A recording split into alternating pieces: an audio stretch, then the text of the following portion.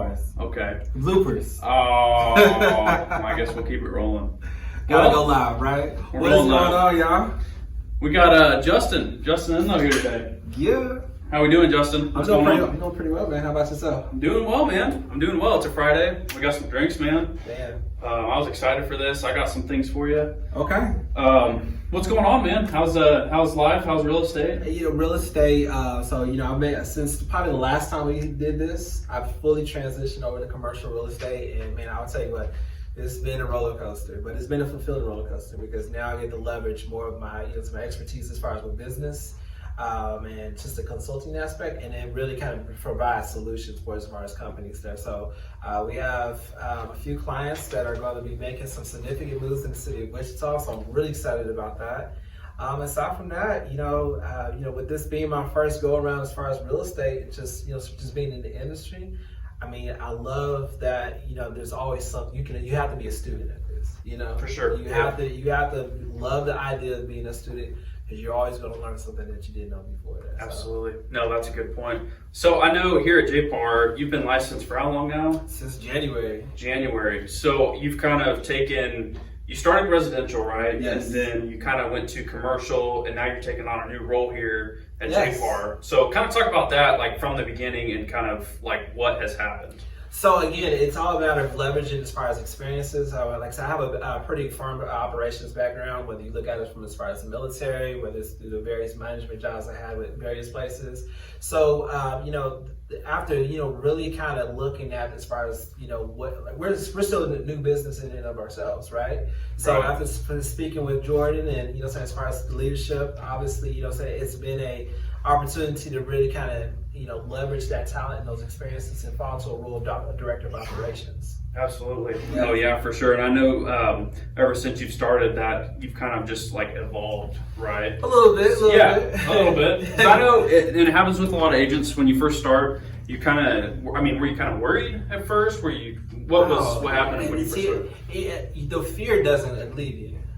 I think that, when you are confronted with fear, when you're confronted with concerns or worry about, starting something new, it's just a matter of like what type of perspective that you're trying to walk in. So for me, I knew that I've always been a man of principles. And if I knew that if I fall back on the principles, those things will, create value for me there. So in short, being a real estate agent is tough, but when I factor in as far as my faith, when I factor in as far as just the things that I believe in and just know to be true, it really, you stick to those, doors will open up, and that's exactly what happened.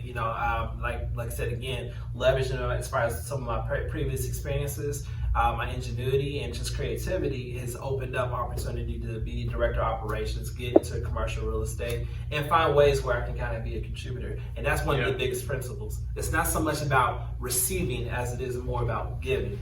And giving your talents, giving as far as your time, and just giving your energy. When you do that, a lot of things are going to open up. Oh, absolutely. So like when you first started, like you were in residential, when you say it's tough for the people that don't know, maybe who are thinking about getting into real estate, Yes. or the ones that are kind of just stuck, what, in your opinion, like what is tough about it? What are the challenges that you face? I'm telling you, what you got into when you decided that you wanted to become a real estate agent. You have a lot of promise. There's a lot of potential. There's just a lot of dreams, visions, and ideas that you have. But what happens when you wake up one day and all you have is $3.75 into your bank account, and it's like It's hard. all you have is leads, and it's like, man, you don't have another leads closing for another 30 days. So I've kind of came up with this belief that you got to be fully committed, you have to be fully convinced, and you have to be fully in character. And what I mean by fully in character, you got to tell yourself the truth. Have that come to Jesus moment. Just kind of am I being honest about myself? Is this something that I can really be find sustainability in? Because if you're not fully in those three attributes, if you're not all in per se, it's going to get tough. So this real estate industry has more to do with your mindset than it is anything else. And that's why we introduced a mastermind just recently, just to kind of help shape the mindset that agents ought to have to find success. No, yeah, absolutely. And so on that mastermind, just so Yes. they know, kind of talk about it. How'd that get started? What is it? Well, so it's a productivity group, as productivity group with a level of accountability that's going to be with it. And the goal of the mastermind is to simply to master our minds. That's simply it. We want to graduate people from fears. We want to go ahead and be a place of encouragement. We want to be a place where you can get accountability. In each one of our sessions there's always going to be an instance where somebody randomly is going to be selected for the hot seat. And in the hot seat, it's not a matter of feeling like, everybody's criticizing as far as everything you're doing, but it's basically so that you can find ways to prosper as far as in your role. And in addition to that, we're going to randomly select somebody who's going to talk about what's working. And in that, they become the teacher. So it's not this idea that, one person has all the information and then, they're pouring into as far as the culture. That's not our culture here at JPAR, right? No, yeah. We're more about shared experiences and shared knowledge. And again, everybody has something that they can go ahead and give. And again, sometimes, it's just a recalibration because we're doing all these different things, but we forget that, we do all these different things with the expectation of getting something, but life is fulfilled when you give. Right. No, for sure. And I think that's interesting because I know when you first started here, it's kind of been a process for you. I think you're starting to kind of find what you're good at. Am I wrong? Absolutely. Again, the great thing about the real estate industry is that there's so many different lanes that you can play in, right? So yes, you go into the real estate industry and you become an agent, but then you realize, maybe agent, maybe it's not be the residential. Maybe that's more of a stretch, maybe you should right? get something else, right? Maybe you should. And again, it takes having the right leadership, having the right, as far as relationships with people that's going to be able to tell you the truth. And I think for a lot of individuals, I think the expectancy of an agent in the industry is usually a year or two. Yeah, it's not long. Right. But it's like a 90% failure rate. Yeah, so. It's really high. And I almost wonder that, if they had the proper leadership to kind of help guide them through all routes as far as real estate, I almost wonder where those numbers would be at. Mm-hmm. So, yeah. So as far as that, I know you had talked about getting started and there's things that were tough. Right. You mentioned kind of not having the cash flows. As you get started up, you've got like 30, 60, sometimes 90 days before you have that other closing and just trying to keep stuff in the pipeline. So, how was that for you? Did you kind of figure out how to deal with that or kind of adjust to help with that? I've learned that your perspective can either hold you as a monument or it can be something that will get you going. So instead of looking at your situations and being stuck like Chuck, how old folks used to say, instead of being stuck like Chuck, you can use that experience and okay, all right, what did I do today that was productive? Yeah. What did I do that was progressive? What did I do that helped me profit something? Was I on my phone, going on TikTok or cases, or did I read a book that can help, add something that I didn't already know? So, and I tell you this, you can probably go to as far as the top sales agents, and I can guarantee you there's more time that they spend adding something that they didn't know, educating themselves so they can get over that. Get over those humps. As far as an athlete, again, you gotta go back to your principles. You gotta go to what you know, and what you know based off of what you consume, right? Mm-hmm. If you don't consume enough information that's going to help excel you, what ends up happening is you are going off of just dead information, right? Mm-hmm. And that's not enough to transform you. So what you read, what you listen to, all those things really matter. That was step one for me. And then the next thing is, okay, well, what am I going to do about it? Again, I don't have leads coming in.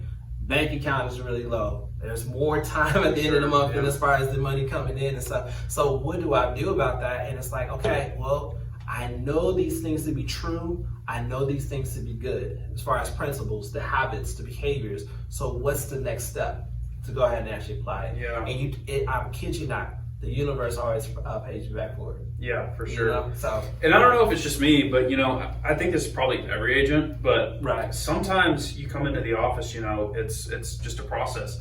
Sometimes it's hard to get motivated to make those calls. Right. Sometimes it's hard.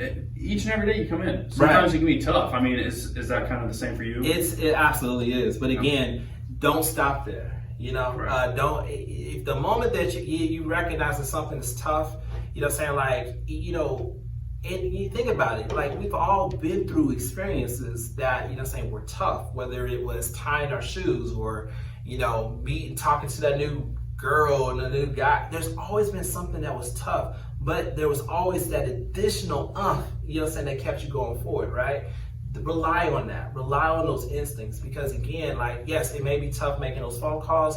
I'm learning as far as the previous industries that I've been is like, look forward to all the no's that you're going to receive because, that when you receive that yes, it's going to pay it all forward. Yeah. So you're one step closer to that yes. Absolutely. So you have to change your mindset. You have to tweak. You have to adjust. You have to do a little bit of a remix of like, what, even though it may suck, even though it may be tough, whatever the case is, I'm still going to press forward because I have goals. And that's why, when it comes to real estate, and this is something I love that JPAR does, but we sit down and we actually sit down and configure a business plan and look at that business plan on a consistent basis because if you're able to go ahead and do that, that will calibrate you to what you need to go ahead and do. Yeah, absolutely. That's a good point. And before we get into my next question, I know we kind of wanted to give a shout out to one of the local businesses here.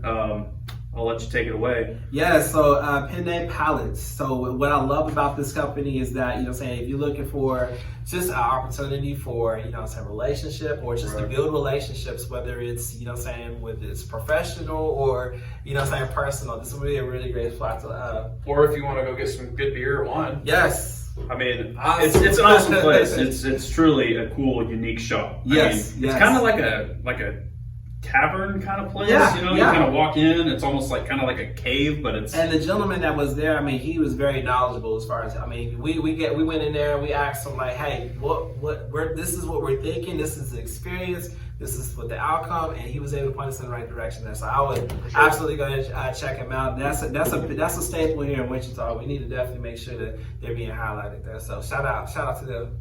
For sure. Yeah, that's something we kind of try to do, up here at JPAR. With other businesses, we want to be able to create value for them in the marketplace. We want to be able to, show what we can do, tell you what we do and how great we are. But at the same time, we want to be able to showcase other businesses. And I think especially for you as a commercial agent, that's super important. Yeah, Wichita has a lot of hidden, charms about it. And the thing is, like, if we're not, broadcasting those businesses, if we're not, really shouting those individuals out and supporting small businesses that are local, again, we're missing out on something that's going to be very spectacular. Yeah, absolutely. Yeah, and I think that's another thing too, and here in Wichita, and I know kind of just around the United States, COVID, it hit a hard, shut down so everything. Literally, plans for community improvements and developments. It's shut down a lot. But one thing that I will go and say is that we're starting to see, on the commercial side, we're starting to see. Obviously, everybody who's been in the news, man. We know we got Top Golf that's coming to Wichita. We know that. I believe Derby has, a little development that's going to be done. I actually read about that yesterday. Yeah. The new sports zone there.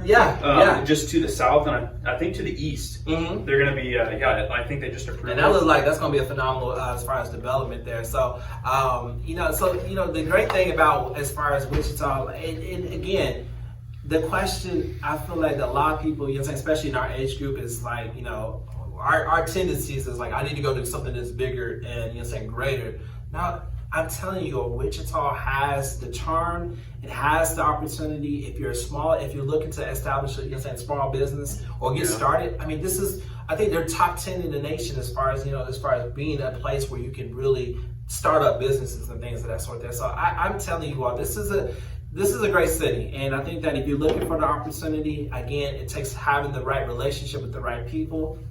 Yours truly, and just really being able to get the guidance so that you can maximize your opportunities there. So absolutely. Yeah, that's a good point too. And to add to that, why are people coming to Wichita, do you think? I've had a lot of Colorado buyers. Yes. I've got a couple buyers from Nebraska. Right. What's in Wichita? The great thing about Wichita, again, you're going to get all 4 seasons for sure, right?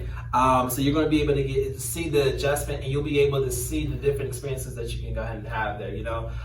That's I think that's one. I think another reason is that the cost of living is that's where I was going. The cost of living is like no doubt, like that's absolutely like this is one of those kind of places where not only can you saying have your home here, but you can also have a vacation home. And I'm gonna say that again for a lot of people that don't know, but say you can have your main residence here and still have a vacation home someplace else. One thing that I've learned recently is that luxury homes is something that's on the rise, like throughout this whole COVID season. There, I mean, I think it's like an 80% as far as increase compared to last year. And so, saying when we talking about all the opportunities to work from home and such, I mean, how cool would it be to saying have your main residence where the cost of living is really really good, and then being able to saying have a vacation home or a second home into other places. I think saying if you're looking to expand and maximize as far as your life, as far as experiences that you want, common principle that I kind of go off of it is exposure leads to greater expectations. And the idea about that is if you have more experiences, you're going to have more fulfilled life. But with that said, saying Wichita provides you an opportunity where you can have it all and still have some little cake on the side. It is. It's a good city. I was at I went to the Wichita Wind game. Wind Surge? Yes, sir. No, they just clinched the playoffs. Yes, so that's yes. awesome. That's good for Wichita. Right. First year of having the new stadium, having the new team. Right. And by the way, I mean that stadium is absolutely beautiful. Oh, it's phenomenal. It's sick, man. Yeah. And it's just good. And I was sitting there the other day, and it was just awesome to look out across the outfield and just see the new development that's going on, the new buildings in Wichita was just looking so good. It was looking so beautiful. And there's even future. I know that there's future plans for it to actually get more of that modern look. Yeah. So again, Wichita, we talk about a charm. That's the charm right there that you need to really really invest in. Let's not let this just go by the wayside. Let's invest into as far as the baseball games, the Wind Surge. Let's go ahead and show them that we really care, because that's only going to bring forth more opportunities there. So absolutely. Oh, for sure. Yeah, and then as far as commercial real estate, something we talked about the other day, and I wanted to ask you, is a lot of brokerages or a lot of agents, what they do is they have somebody who kind of specializes like in a singular part of commercial real estate. So like industrial or retail, and then residential, maybe luxury, or like the 150K to 200K homes. Right. I mean, for you, you're kind of just like a generalist. You're wanting to get into all of it. Right. Kind of talk about what's the difference between maybe doing just one singular thing in commercial real estate versus doing all of them like you're trying to do. I mean, what's the differences? Well, I think it becomes a matter of background. So my background is in finance. So the thing is about numbers is that I let the numbers tell the story. So whether it's if it's advantageous to go into the industrial, whether it's going into as far as doing the land, doing the build to suit, if it's something that's already built up. I mean, whatever the scenario is, I would like to pride myself on somebody that if you have a business and you want it as far as a solution for your expansion efforts or whatever the case may be, we want to be able to because the numbers would tell us the truth, we want to be able to point you in the right direction, because our role is more of that of an advisor than it is just somebody that helps you go ahead and find a building. Now we have an expertise, and again, I think that's going to find weight for a lot of business owners who are looking to make adjustments for the upcoming year or whatever's going on in the marketplace and such there. So now compared to somebody that's singular, there's no there's no disrespect or anything like that. There's no shade whatsoever, because even with that you're able to get, you have like a significant tie-in to knowing what the trends are in that specific market, and you'll be able to go ahead and provide that as far as more details. But again, is that because they focus 100% of their efforts? Absolutely. Whereas if you already are good with numbers, I mean, at least as far as in my case, I'm able to leverage that ability, find those trends, and then point people as far as in the right direction as well too there. So absolutely. So once again, for people maybe who are wanting to get into real estate, or they're kind of confused on what they want to do, in your opinion, what kind of is the difference between a good commercial agent and a residential agent? What's like personality kind of traits? I mean, I kind of put this question in there, but absolutely. No, I mean wherewithal, and what I mean by that is just saying you have to believe in what you're doing beyond as far as the circumstances.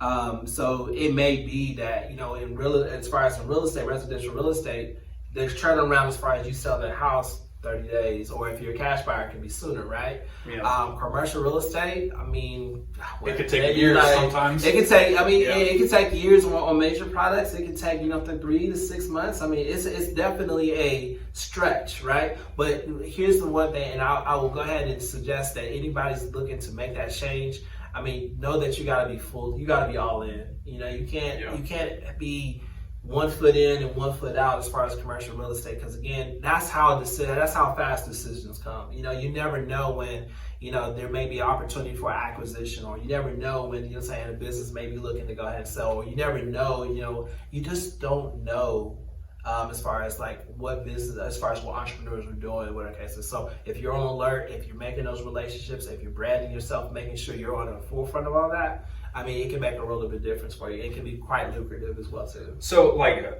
the difference between the two, do you think a residential agent is kind of more of an upfront person and kind of more people focused, and then commercial is maybe more like the numbers and the deal focused, or what? Truth be told, the same basic traits are going to be the same. You gotta love people. You gotta be willing to be a dog, right? You know what I'm saying? You gotta definitely have some bite and some fight in you, right?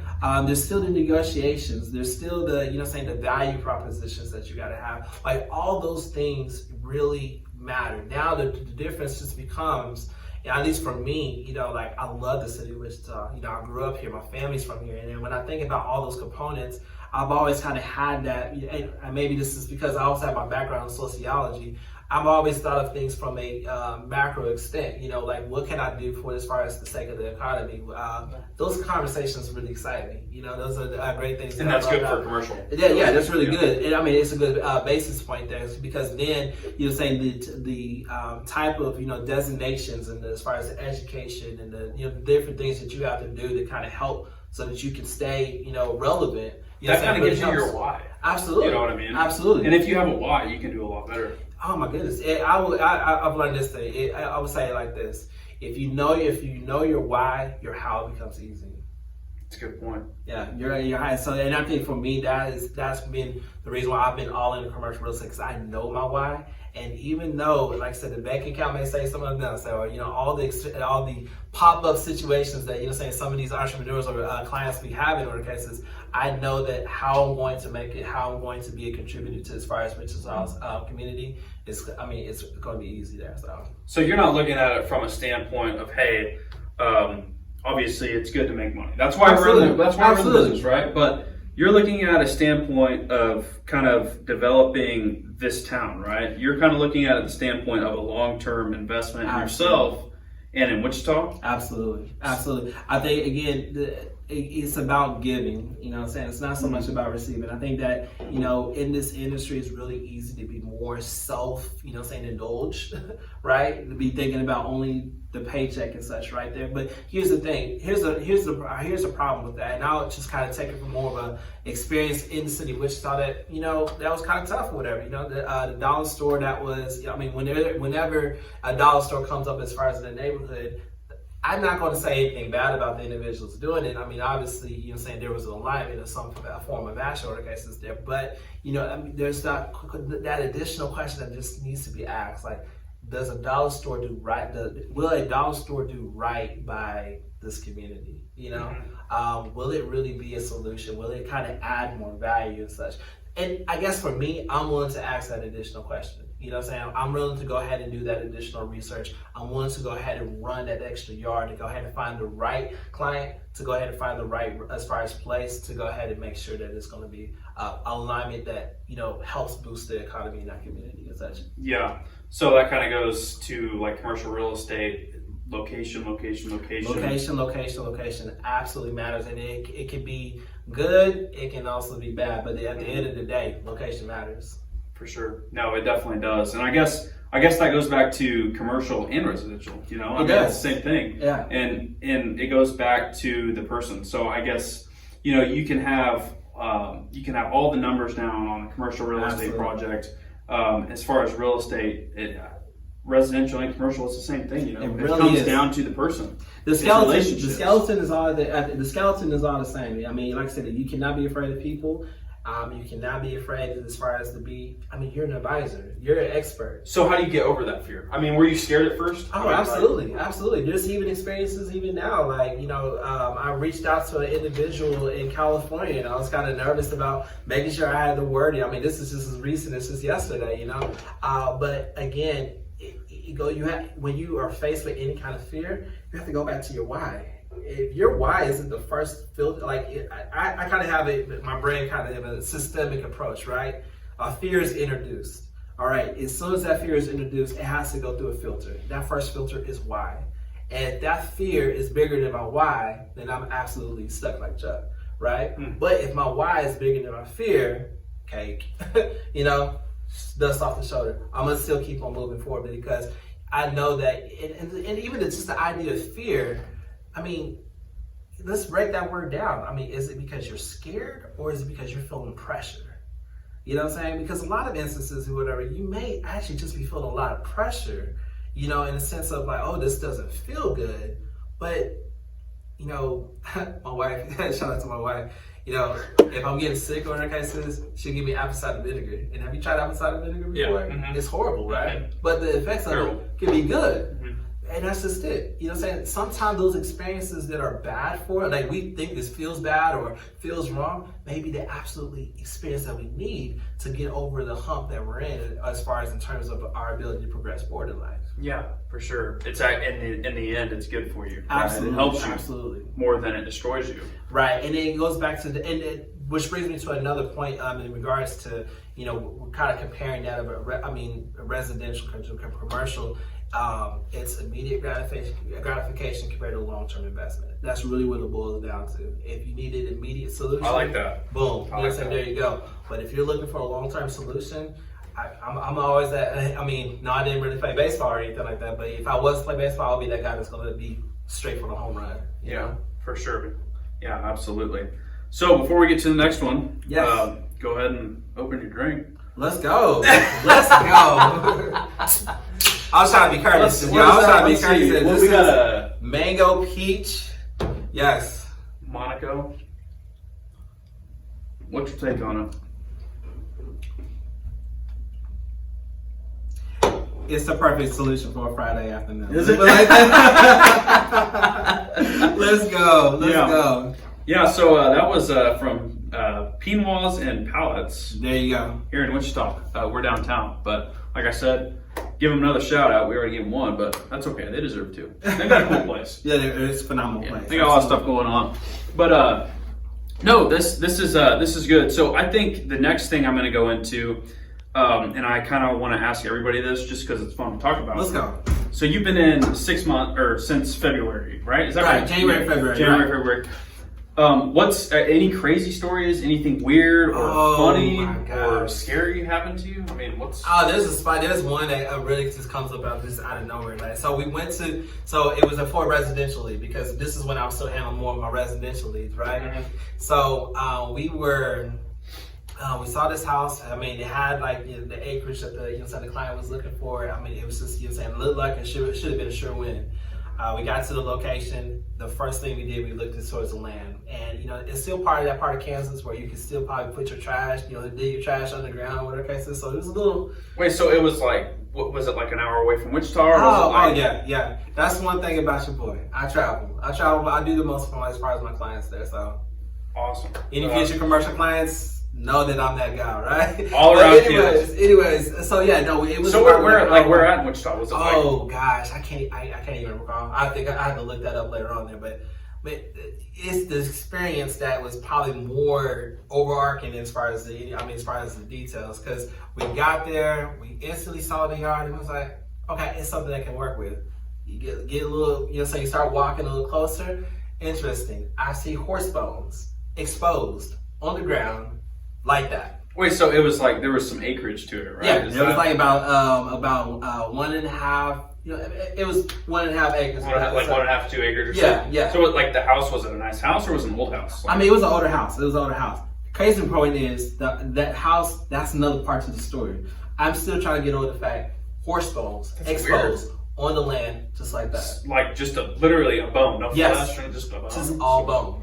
Yes. So how do you know it was a horse bone? Was it just? The client knew. They had a horse stable as far as on the land as well too there. But the client was like, looked at that and was like, horse bone. And I've been thinking to myself, same idea.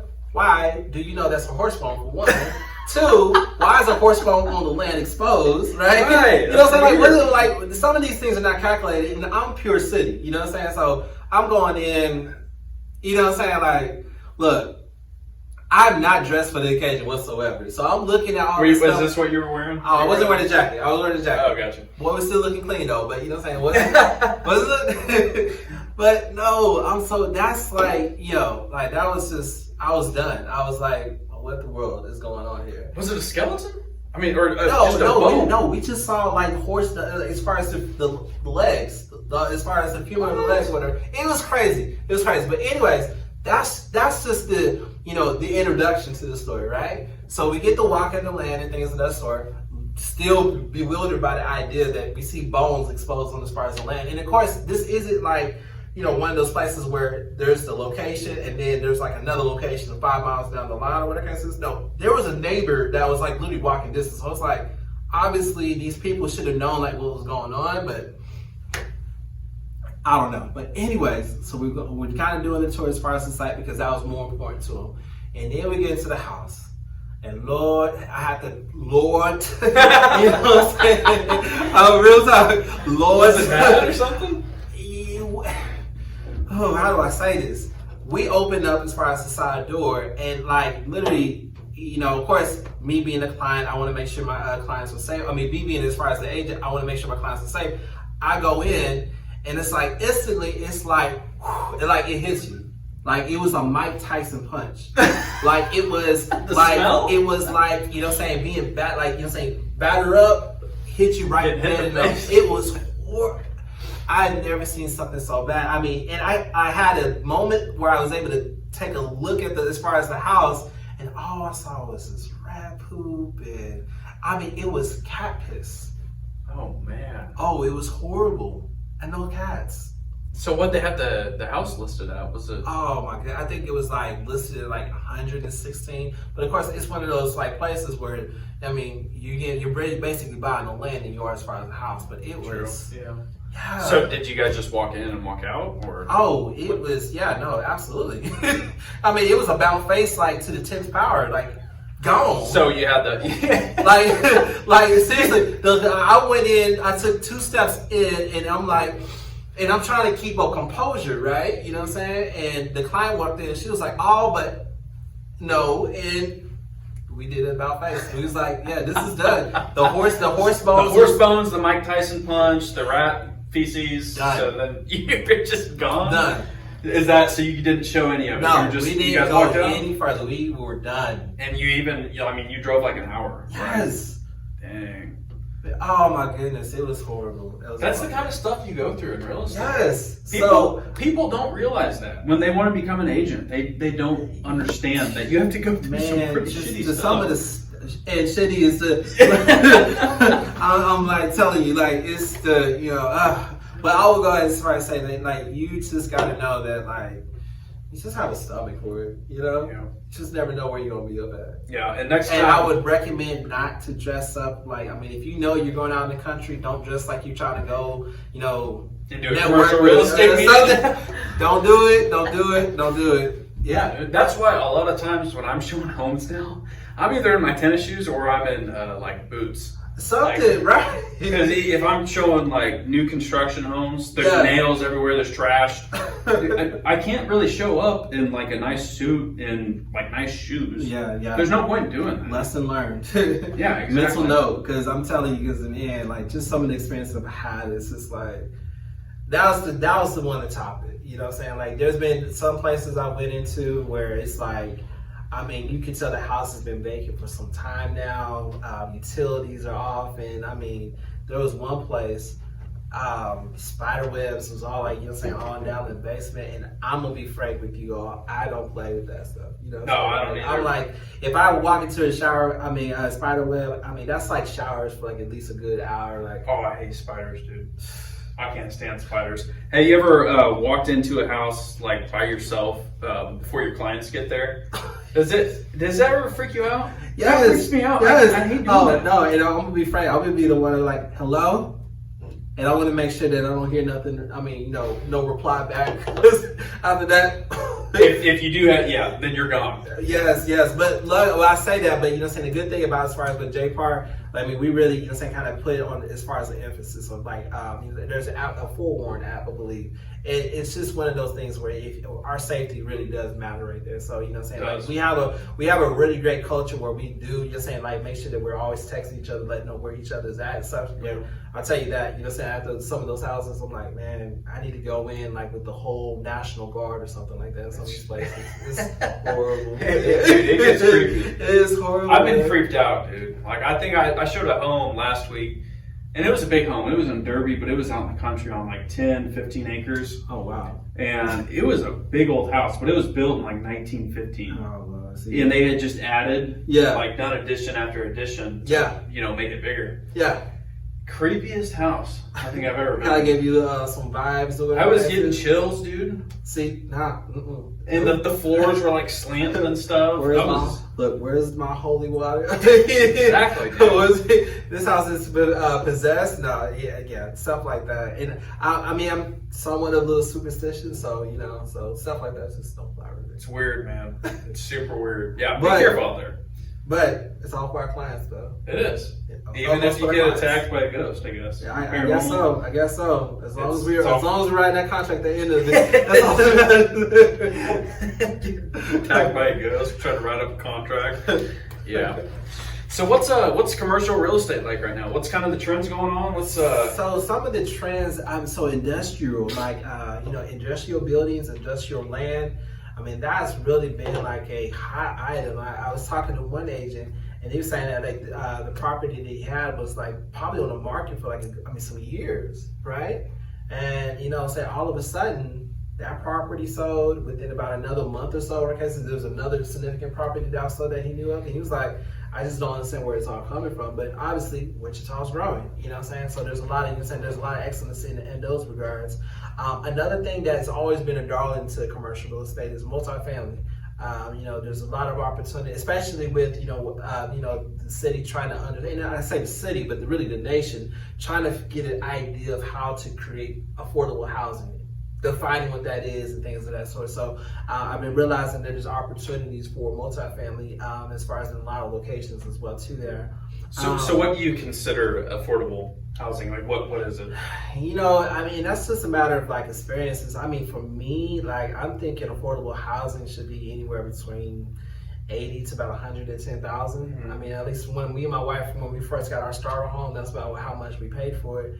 And I mean, yeah, I think that again, but that's kind of based off as far as circumstances there. But I guess now when you buy like a $150,000 to $200,000 house, that's the same house when 10 years ago it was probably that's 70 or 80, 90,000. And that plays a role in it too, because I mean there's the external factors being as far as COVID and all the things that's going on within an economy and such that now that's the new norm.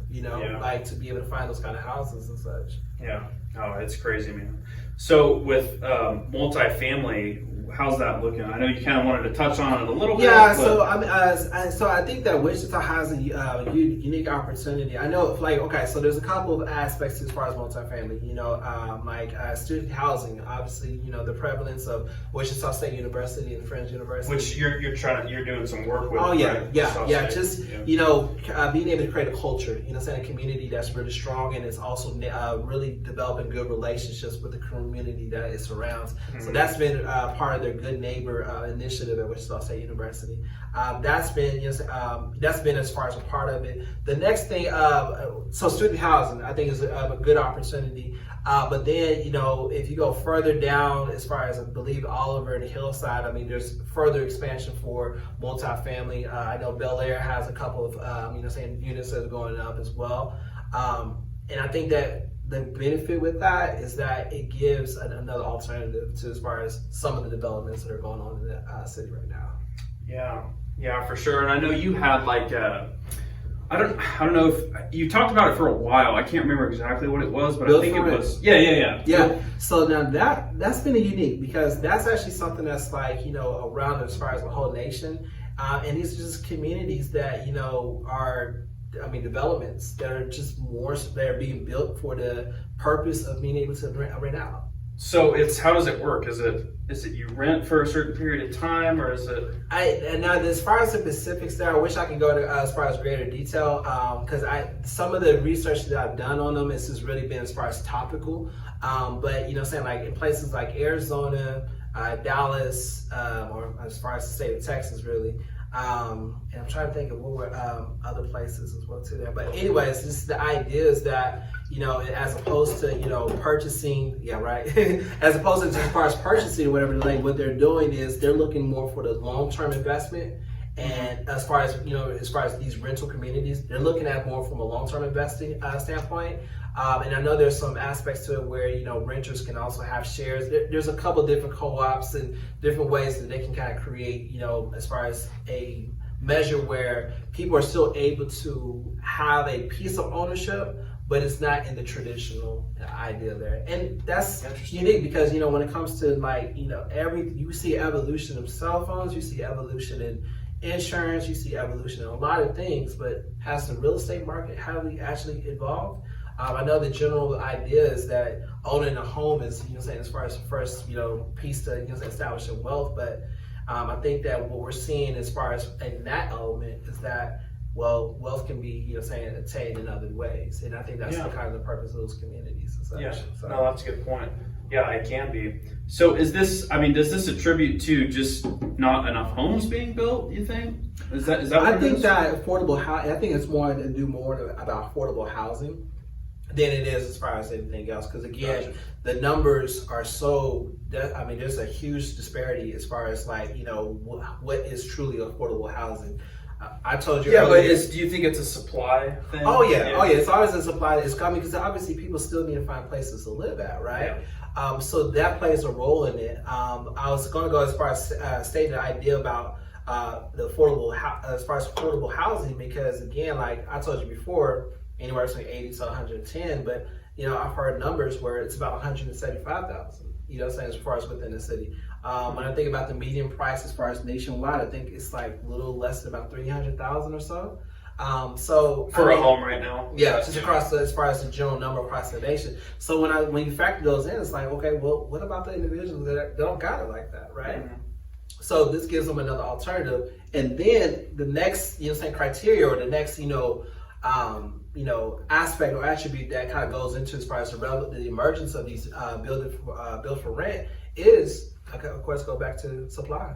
Supply. Not having a place to, it's probably, this is one of the instances though that and I heard in one phrase with the, I think it was the Wall Street Journal, where the one of the guys that was being interviewed was saying that this would be the one reason why it's better to rent as opposed to actually purchase if it's done on a short-term basis. Oh, really? Yeah, it's very unique. I would recommend, especially for developers, especially within as far as the local vicinity, I think that would be a really good solution to, finding, obviously, being able to find ways to, create revenue, create as far as, being able to take care of developers. But then I think also it would be the altruistic, thing that could be really helpful for a lot of, citizens who are not, eligible to purchase a home. Yeah. So what's it called? It's a rent to BFR. So build for rent. Build for rent. Yeah. Build for rent. Yeah. Okay. Yeah, I think they're doing a lot of that in Arizona or something. I think Arizona, and of course, in population centers like Dallas.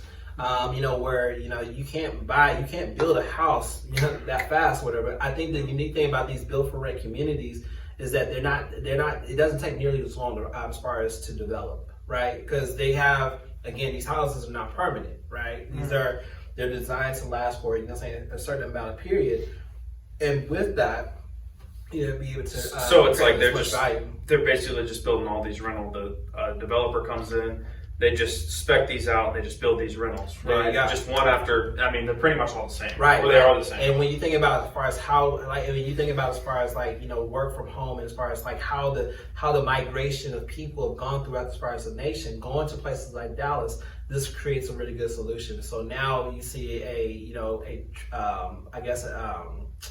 more of a trend of people building up, but then for communities just building more horizontal.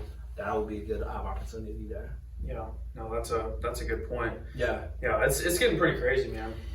This market has been, it's funny because I listen to, as far as like a lot of real estate agents has been in the industry 10, 15 years, and it's like you go back just a couple of years, I mean, the idea that you can underbid and still, win a home compared now is just, it's you're 10, 15, 20, sometimes all the way up to 40, 50, 60. I've seen populations in Kansas City where it was, I think the highest that I heard was like about within the 70s and 80s and such right there from a couple of people that I know in Kansas City. And it's like, 70 or 80 over asking? Yeah, and it's like, gosh, like, and again, I don't. At that point, it's not even smart. I don't think. It's not. But ironically though, and I guess it just kind of depends on how you view the numbers.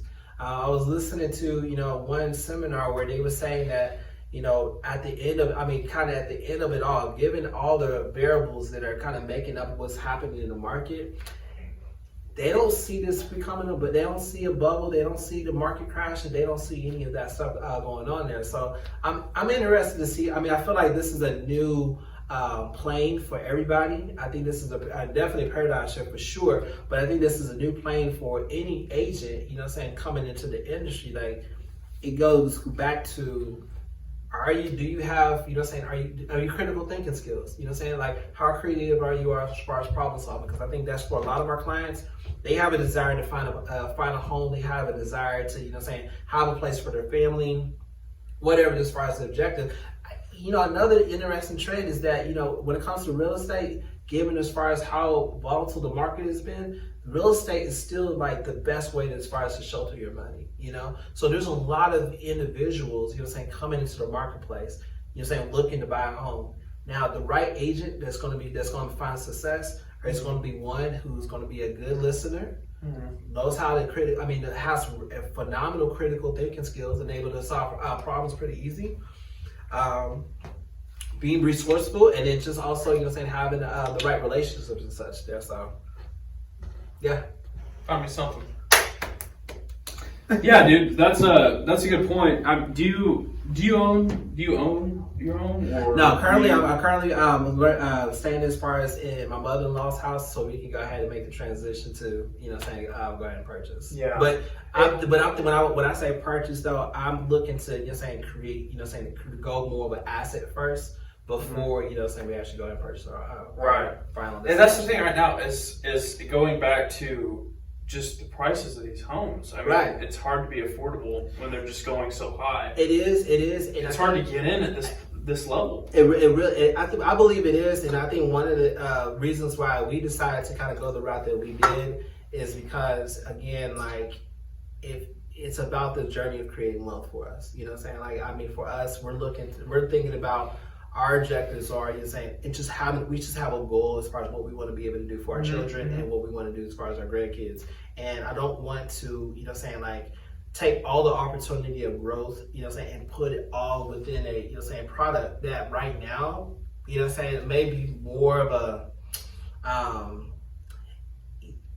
it's going to be tough. I mean, it's tough to kind of get, as far as like it could be greatest more return of your money, more reliability. Absolutely. More reliability. I'm glad that you said that. It's really kind of tough to, put all your money in something that right now may not be as far as the best, vehicle for it there, right?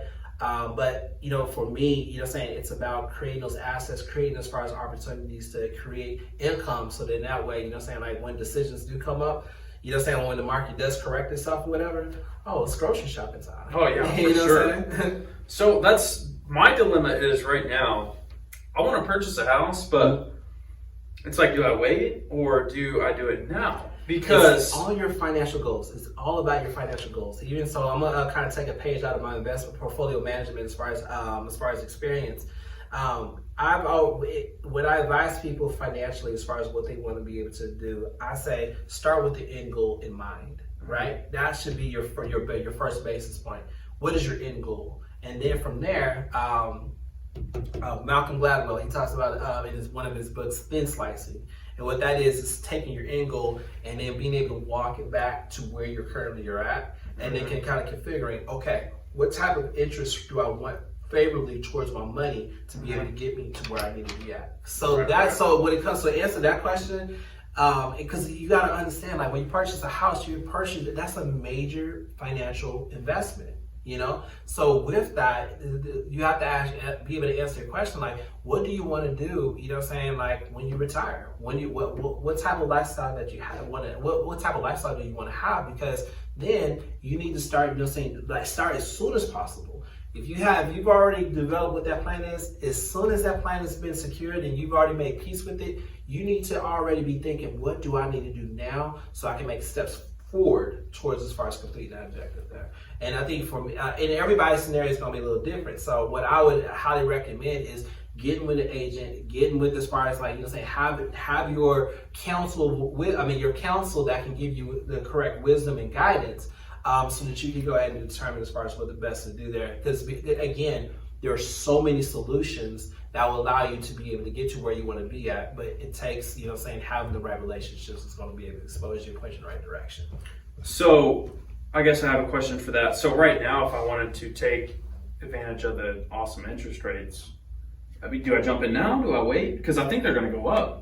So Federal Reserve. If you go to the just going to the Federal Reserve and just listening to some of the conversations that are as far as that they're having up there, I believe 2023 is when they're expecting the interest rates to go up. So if you're in a position, this is what I would go ahead and say.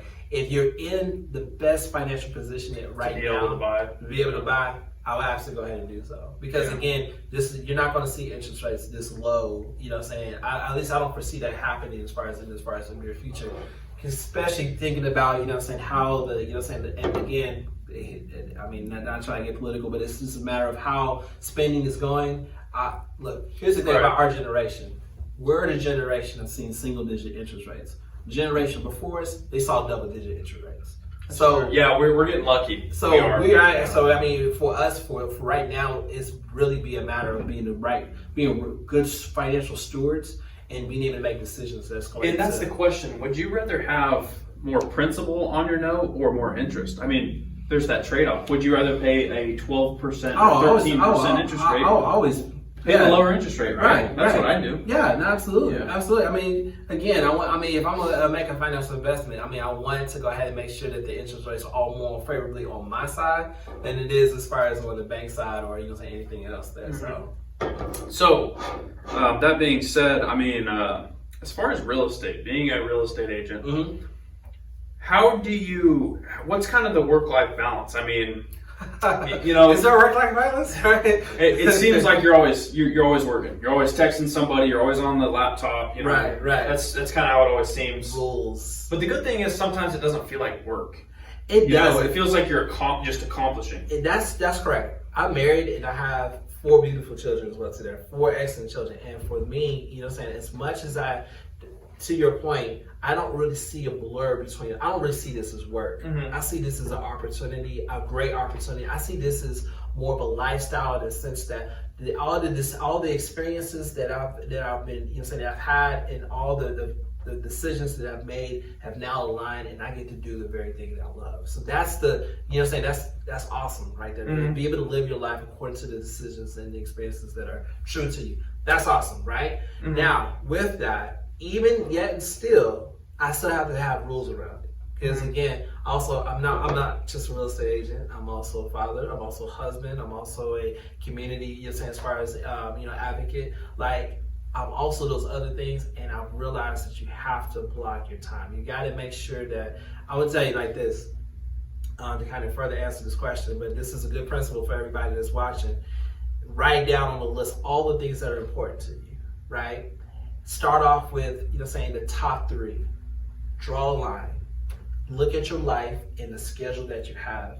does your life and all the activities and all the things that you do on a daily basis, do they align with the top 3 things that are, that are very important to you?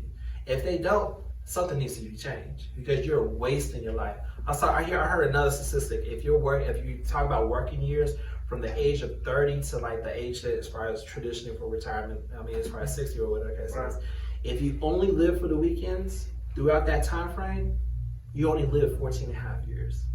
Really? You only live 14 and a half years.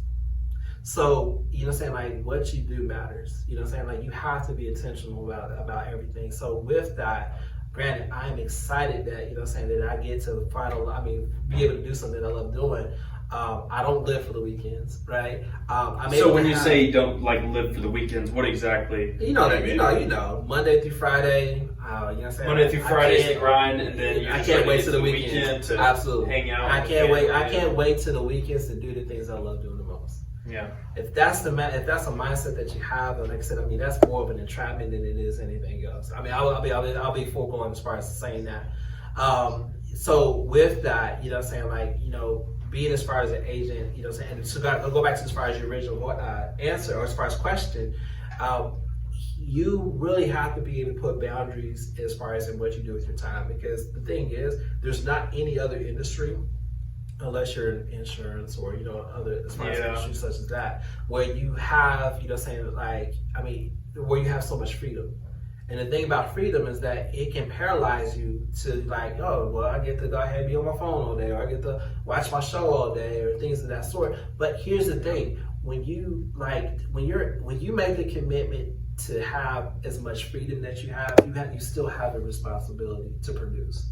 And that's hard, isn't it? It really is. It's hard. It really is, because now we're going back to that conversation we had earlier about the mindset and your perspective. Because again, if you don't have that right perspective, you can be wasting all this precious time. And here's the thing, and I heard this as far as on podcasts. A lot of people don't live with the end in mind. So it goes. So when I say the end, I mean to our demise. You know what I'm saying? Yeah. So that means that every single day is with intention. You know what I'm saying? So do you think that's the hardest thing about working in real estate? I think that one of the hardest things. I think one of the hardest things is just changing your mindset to thinking that everything's going to be given to you to a point where you have to actually work for it. If that makes sense.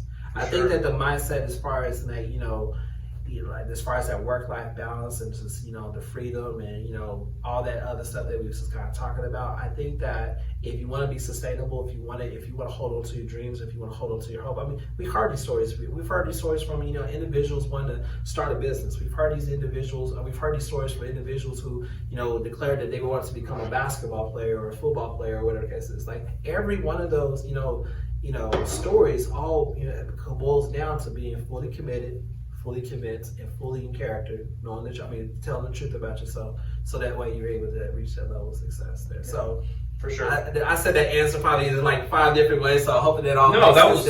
But what I'm saying, like those are things that I completely agree. When it comes to like becoming an agent, here's the thing: you have a unique opportunity to live a phenomenal life with a abundant of resources, and being able to establish phenomenal and meaningful relationships. I don't think you're going to be able to find that any other industry. I don't think so either. There's a lot of flexibility, but with that flexibility comes a lot of responsibility. Absolutely. You have to be able to, I think one of the things is that agents struggle with is they struggle with structuring.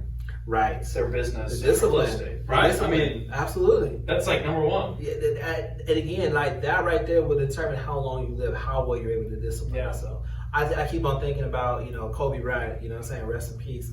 Like, there was a story that Allen Iverson, and they were on All-Star break, and Allen Iverson and the crew were going out to the club, and Kobe Bryant, went to he went straight to the gym. So, again, why was Kobe Bryant one of the most well-known? Why is it that every time we do this, Kobe? Why do we say that? It's because we recognize that man's commitment. We recognize the greatness. His greatness, but we also see his commitment. This is somebody who played with broken fingers. He was hurt. Whatever it takes. Whatever it takes. You know what I'm saying? So that's the same mentality that you have to have. Not maybe saying that you're going to be the greatest in the world, but if you want to accomplish the things that are great to you, that's a level of commitment that you got to have. For sure. No, that's awesome, man. That's great. Alrighty, I'm about done.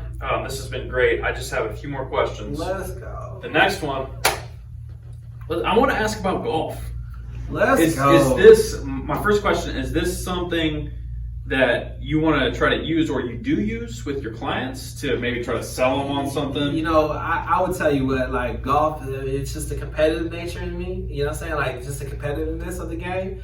But I've also learned that, you know what I'm saying? Like if you really want to know somebody, take them golf. Take them to golf? Yeah. What, you can just learn about, learn about them because they're game you, or what? You don't have to worry about the formalities. You know what I'm saying? You have your nice little drink or whatever cases on the side, whatever cases, but you don't have to worry about the formalities. I mean, you guys get to really just kind of connect. It'd be no different from if you and I went to go fishing or whatever cases, right? It's just one of those type of, you know, relationship building activities that, you know what I'm saying, you get to really truly learn about, you know what I'm saying, the character and, you know what I'm saying, as far as the other individual. And again, it's still competitive, so it's really fun. So what if you take them golf and they completely suck? What does that say? Does it matter? No, I'm saying because truth be told, cases, because I'm not Tiger Woods last time I checked. You know what I'm saying? Like there's a couple I'm always looking for, you know what I'm saying, as far as ways where I can elevate my golf game and such or whatever. But you know what I'm saying, like that's the great thing about it is that, you know, I ran track and field when I was younger, and you know one thing about track and field is that it's not so much a matter of beating others as it is doing your own personal best. Even working out. So it's just doing the best you can. Yeah, doing the best kind of you like can. against yourself. Absolutely. So the game isn't so much about the other person as it is you playing against yourself, right? It's kind of like real estate, right? It's so much about real estate. You know what I'm saying? So there's a lot of synergy right there. But you know, say with that, you know, like that's how I look at golf. Like I said, I suck. You know what I'm saying? But the fact of the matter is that, you know, I mean, I sucked at, you know what I'm saying, being a real estate agent before, you know what I'm saying? So there's the You just have to find the right thing. Exactly. You know? Exactly. But you worked hard at it too. And then, I mean, work hard at it because, like I said, I mean, that just because you suck today don't mean that you have to suck tomorrow. Mm-hmm. You know what I'm saying? So, yeah. So, do you play a lot? I'm getting there. I mean, any opportunity. My oldest son was telling me that he's looking forward to going on the golf team. So that gives me more of another reason, you know what I'm saying, to kind of go ahead and play. As of right now, you know what I'm saying, like I take the little kiddos out. Any opportunity where I'm able to meet with friends and family, you know what I'm saying, to go out and play golf, I mean, I'll take advantage of those. But I mean, let me put it like this. I'm not ready for the PGA anytime soon. Yeah, well, I can feel you there. I definitely feel you. But the PGA, here we come though. Here we come. Right? We're on our way, dude. There you go. Let's go. We're on our way. We got to get out on the links though here pretty quick. I got to get some practice in. I'm trash. Well, I was talking about Straight our trash. sponsorships and stuff like that. Hey, that too. That too. Yeah, no, absolutely. But I'll be on the PGA here in a couple of years. Let's go. Let's set it in stone. Let's commit. Yeah, let's do it. That'll take a lot of practice. My real estate business might plummet if I do that. Hey, you know what? But some of the best conversations can be had on the real estate school. So you never know. It might be selling a lot of houses out there. There you go. Right? Yeah, man. Well, no, that's awesome, and you know this has been great. We're gonna have you back on for sure. Of course. Unless Jordan fires me. I know. Yeah.